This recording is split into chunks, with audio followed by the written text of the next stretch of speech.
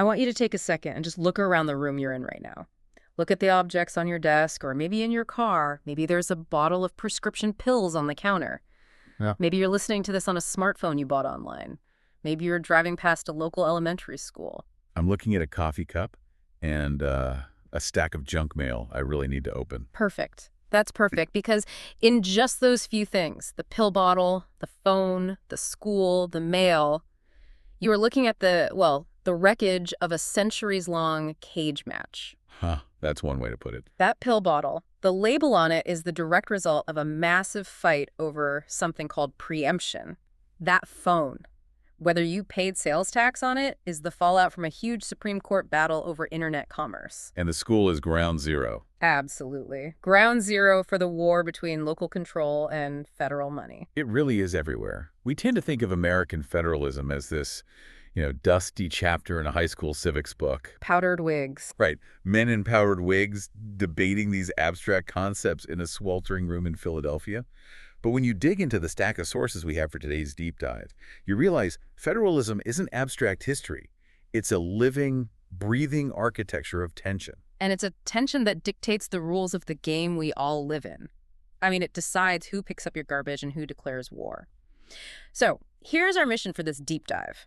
We have a massive stack of legal analyses, Supreme Court opinions, historical notes. A lot to get through. A lot. And we are going to take these dense, sometimes contradictory concepts, things like the Supremacy Clause, anti-commandeering, and this idea of a silent watchman, and we're going to translate them into actionable knowledge. We're going to map the invisible lines that divide power in America. Exactly. We need to figure out how this machine actually works. To do that, we've structured this conversation into three main layers. First, we're going to look at the boundaries of power, who explicitly gets to do what. The zones of control. Then we're going to talk about immunity. The rules of engagement, when the states and the feds try to tax or, even arrest each other. Which happens more often and is more dramatic than you might think. Oh, absolutely. And finally, we're going to look at the silent tools, the sneaky ways the federal government exerts control when they can't just pass a law. Things like money and silence. That's where the real modern politicking happens. So let's jump in. Segment 1, the boundaries of power. We have these two heavyweights, the federal government and the states. Let's start with the feds. When we look at the Constitution, what is in their do not touch zone? Well, the exclusive federal sphere is fascinating because it comes from two very different places. First, you have the powers that are explicitly forbidden to the states. Written down in black and white. Exactly. If you open up the Constitution to Article 1, Section 10, there is a list of things states simply cannot do. These are the bright red lines. And some of these just seem like common sense, like coining money. Right. I mean, imagine the economic chaos if every state printed its own currency. You'd need an exchange rate to buy milk in Connecticut if you lived in New York. Interstate commerce would just grind to a halt. You need a single currency to have a single nation. Or entering into treaties. California can't just decide to sign a trade deal with China, no matter how big their economy is. Precisely. The sources also highlight some of the more archaic but illustrative ones, like granting letters of marque and reprisal. Which is basically state-sponsored piracy, isn't it? Essentially, yes. It's authorizing private ships to go out and attack enemy vessels. The Constitution says, nope, states can't do that. They also cannot tax imports and exports. All of these prohibitions exist for a singular purpose, to ensure that the United States functions as a single economic unit and a single political entity on the world stage. One voice. When we speak to foreign nations, we have to speak with one voice. So those are the written rules. But the sources also mention powers that are exclusive by nature. These aren't necessarily written down in a do not touch list for the states, but the implication is pretty strong. This is where the logic of sovereignty kicks in. Even if the Constitution didn't explicitly say so, there are certain powers that, if a state tried to exercise them, would just dismantle the nation. The classic example is declaring war. Right. If Massachusetts decides it has a beef with Russia, it can't just declare war on behalf of the Commonwealth. Exactly. Because war impacts the entire union. If one state starts shooting, everyone is involved. Another big one is defining citizenship. Think about naturalization. Okay.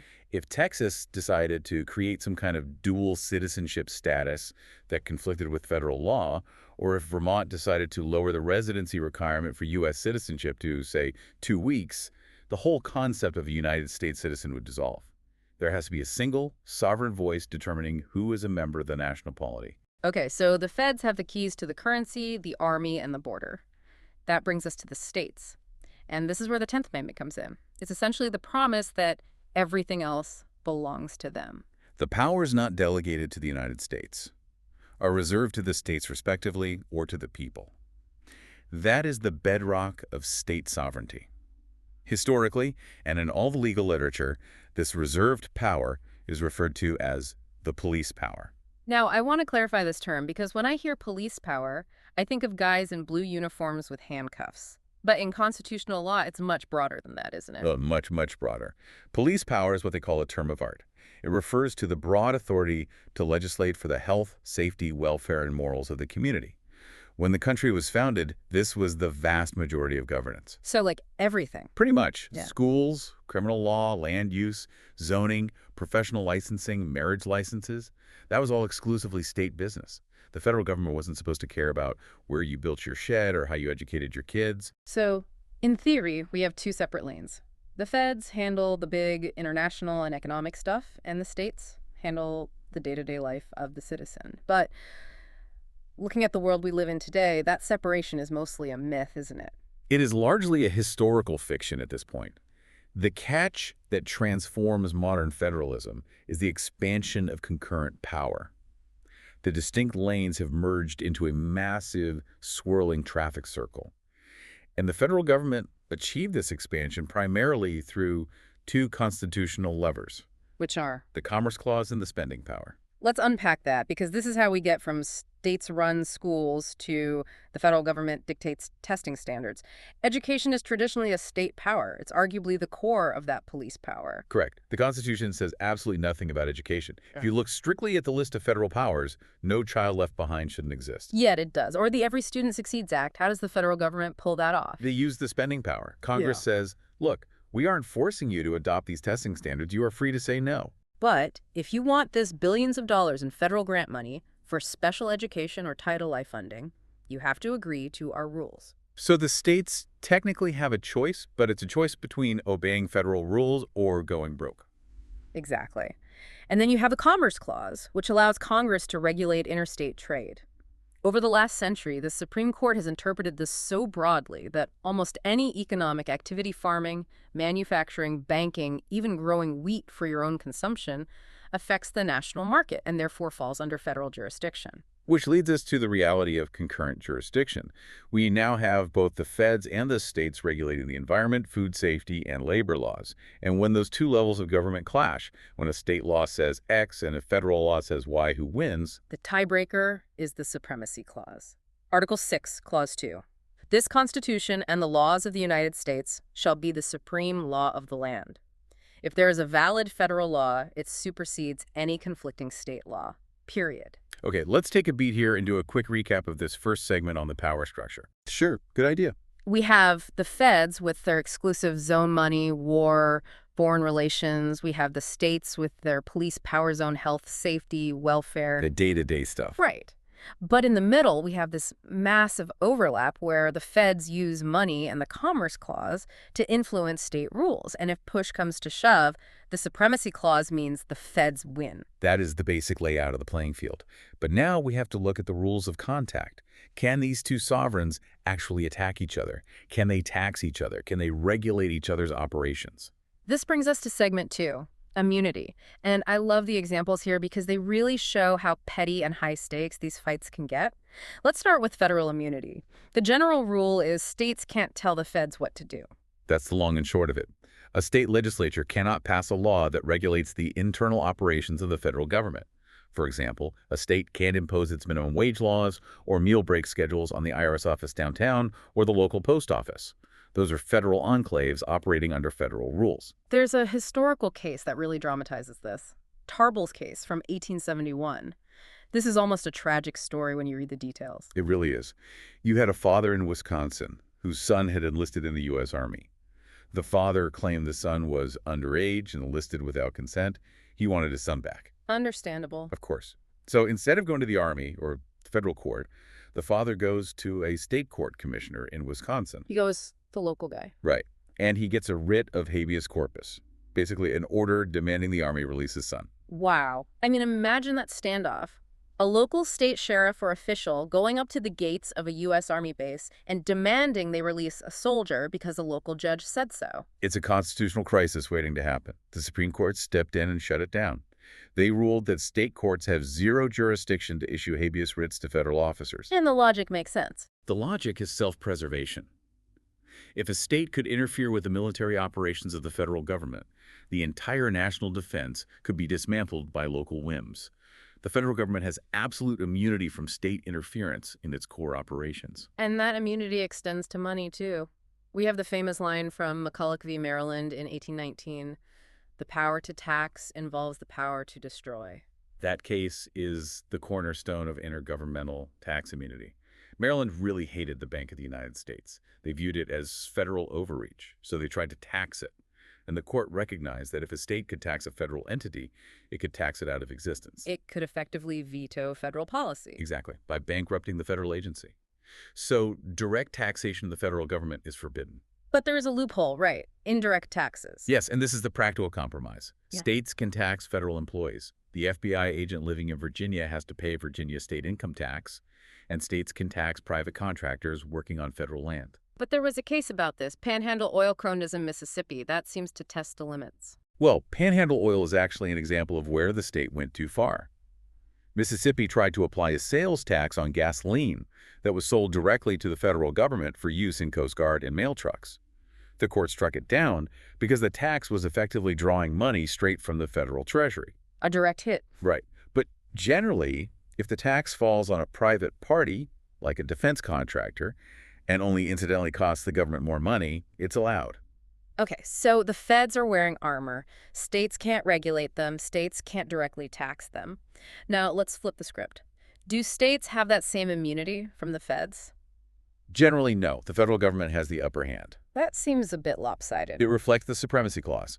If Congress passes a general law, like the Fair Labor Standards Act, that applies to everyone, it usually applies to state employees, too. In the case Garcia v. San Antonio Metro Transit, the Supreme Court basically told the states, if you don't like federal regulations applying to your transit workers, your remedy is political, not judicial. Go fight it out in Congress. Exactly. But, and this is a huge but, there's a line the feds cannot cross. The anti-commandeering doctrine. This is one of my favorite parts of this deep dive because it feels like the state's finally getting a shield. It is the most critical modern check on federal power. The anti-commandeering doctrine says that while Congress can regulate people directly, it cannot treat the state government like a puppet. It cannot force a state legislature to pass a law, and it cannot force state police to enforce federal rules. We saw this in Prince v. United States. The feds wanted background checks for gun sales, the Brady Act, but they didn't have the federal manpower to do it nationwide yet, so they tried to order local sheriffs to do the checks. And the Supreme Court said no, you cannot conscript state officers to do federal work. The federal government has to do its own dirty work. It preserves accountability. What do you mean by that? Well, if the local sheriff is enforcing a federal rule, the voters might get mad at the sheriff. The court wants the voters to know who is actually responsible for the policy. They want the accountability to point back to Washington. And then came the sports betting case, Murphy v. NCAA in 2018. This was a massive win for state independence. It was a stunning victory. Congress had passed a law called PASPA, which told states they could not authorize or license sports betting. New Jersey wanted to legalize betting, and they argued that this federal law was commandeering them. Because the feds weren't regulating the betting itself, they were regulating what laws the New Jersey legislature could pass. Exactly. The court ruled that telling a state, you cannot repeal your own ban on sports betting, is the same as telling them you must keep this law on the books. That's commandeering. It absolutely is. Congress can ban sports betting directly if it wants, but it cannot order the New Jersey legislature to maintain a state ban. It preserved the political independence of state governments. So let's recap segment 2, the rules of immunity. Feds are totally immune from state control. Remember Tarbell's case? And direct taxes McCulloch. States, on the other hand, are mostly subject to federal rules, like in Garcia. Except for one major thing. The feds can't treat them like puppets. They can't commandeer the state legislature or the police. Which brings us to the obvious question. If Congress can't command the states to do something, how do they get them to do it anyway? Money. This is segment 3, the spending power, the carrot and the stick. It's mostly the carrot, but it's a carrot so big it feels like a stick. We touched on this with education. Since Congress can't commandeer, they incentivize. The classic case is South Dakota v. Dole. This was about the drinking age, right? Yes. In the 1980s, Congress wanted a national drinking age of 21. They couldn't pass a law mandating it because the 21st Amendment gives states control over alcohol. So they told the states, if you don't raise your drinking age to 21, we will withhold 5% of your federal highway funds. South Dakota sued, calling it coercion. And they lost. The court said 5% was just encouragement. It wasn't enough to be coercive. But in doing so, they established 5 requirements for this kind of conditional spending. Let's run through those 5, because they are the checklist for federal deal-making. First, the spending must be for the general welfare. This is a very low bar. Courts basically let Congress define it. Second, the condition must be unambiguous. States have to know the terms of the deal before they take the money. No hidden clauses. Right. Third, the condition must be related to the federal interest. So highway funds for drinking ages make sense. Drunk driving affects highways. But they couldn't withhold highway funds to force states to change their school curriculum. Theoretically, no. That would fail the relatedness test. Fourth, the condition can't require the state to violate the Constitution. You can't pay a state to suppress free speech. And the 5th one, this is the big one, the coercion limit. Not coercive. For decades, legal scholars thought this was just a theoretical limit, something they'd never actually use. Then came NFIB v. Sebelius in 2012, the Affordable Care Act case. This was the gun to the head moment. Exactly. The ACA tried to force states to expand Medicaid coverage. The threat was, if you don't expand coverage, you lose 100% of your existing Medicaid funding. Not just the new money, all of it. All of it. For many states, Medicaid is 10 to 20% of their entire budget. Losing that money would mean economic ruin. So the Supreme Court looked at that and said, this isn't a choice, this is compulsion. It was the first time the court found a spending condition to be unconstitutionally coercive. It drew a line in the sand. Chief Justice Roberts famously called it a gun to the head. Congress can offer a carrot, but they can't threaten to burn down the farm. Okay, moving on to segment 4. We've talked about what happens when Congress acts. But what about when Congress doesn't act? This is the concept of the silent watchman, or legally, the Dormant Commerce Clause. This is one of the trickiest parts of constitutional law because you won't find the Dormant Commerce Clause in the text of the Constitution. It is implied. Implied how? The logic goes like this. By giving Congress the power to regulate interstate commerce, the Constitution implicitly forbids the states from doing anything that messes up that national market, even if Congress hasn't passed a specific law about it. So Congress's power is dormant, but its mere presence keeps the states in check. Precisely. It prevents the states from acting like little independent countries with trade barriers. And looking at the case law, there seem to be 3 big red flags that will get a state law struck down. The first one is discrimination. Protectionism. This is the biggest sin under the DCC. A state cannot pass a law that favors local economic interests over out-of-state competitors. We have some great examples of this. Philadelphia v. New Jersey in 1978, New Jersey tried to ban out-of-state garbage from their landfills. They claimed it was for the environment-saving landfill space. But the court saw right through it. Garbage is commerce. People pay to move it. By banning New York's trash but allowing New Jersey's trash, they were hoarding a resource landfill space for their own citizens. That's economic protectionism. The textbook. Struck down. Or Dean Milk Coffee Madison. The city of Madison, Wisconsin required milk to be pasteurized within 5 miles of downtown. They claimed it was for health and safety easier inspection.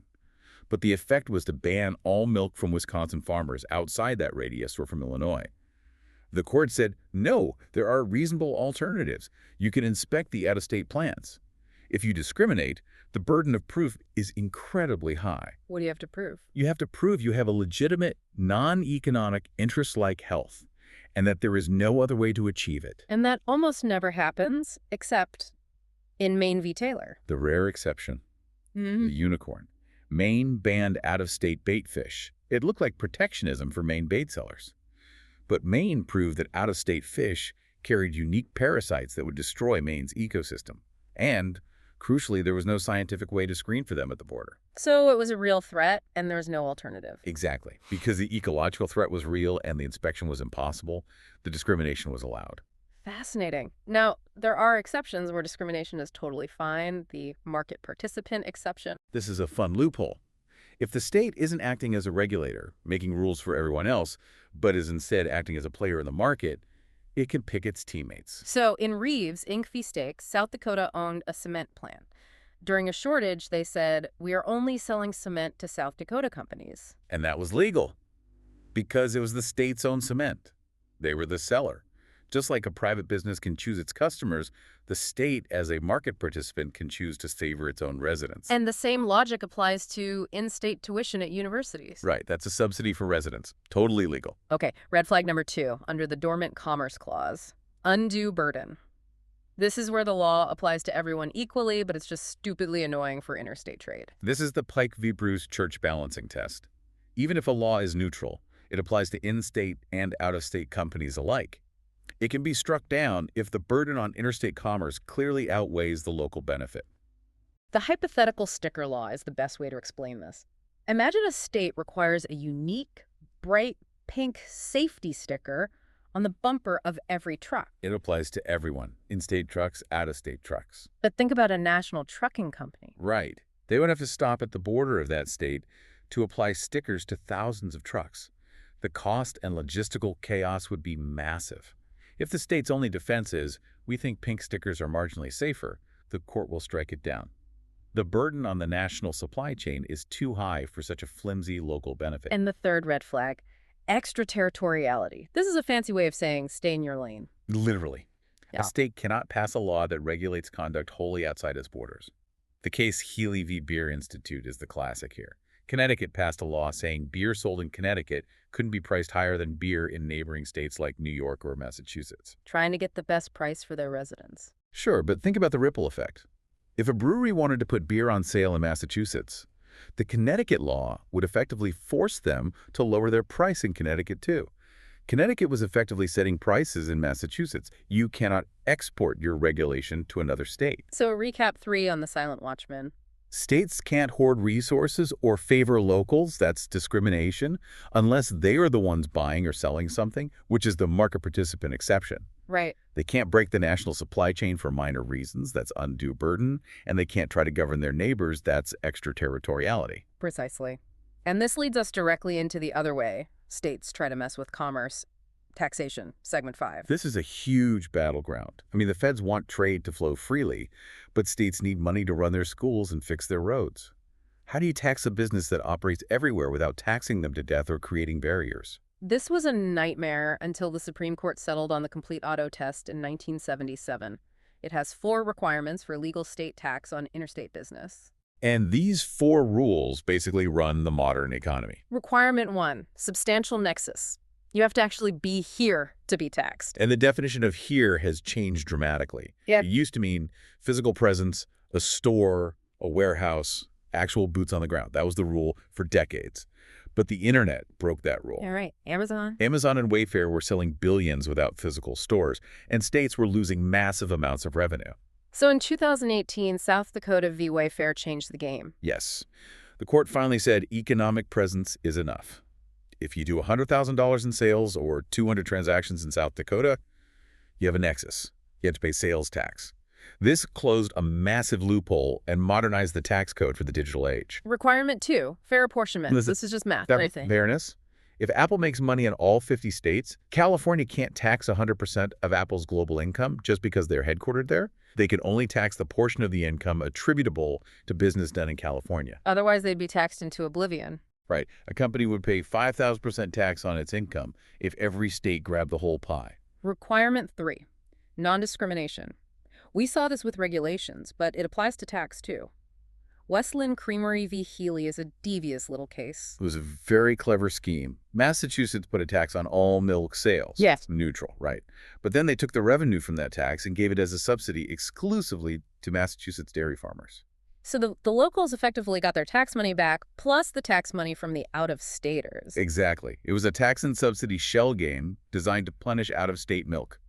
The court called foul. You can't use the tax code to launder protectionism. Oh, finally. Requirement 4, fair relationship to services. The tax has to be related to benefits the company receives. Police, fire, roads. If you're doing business in the state, you're using their infrastructure, so you have to pay your share. It's a low bar, but it has to be there. There are 2 quick nuances here I want to hit. First, property tax on goods in transit. Right. If goods are moving on a truck across the state, you can't tax them.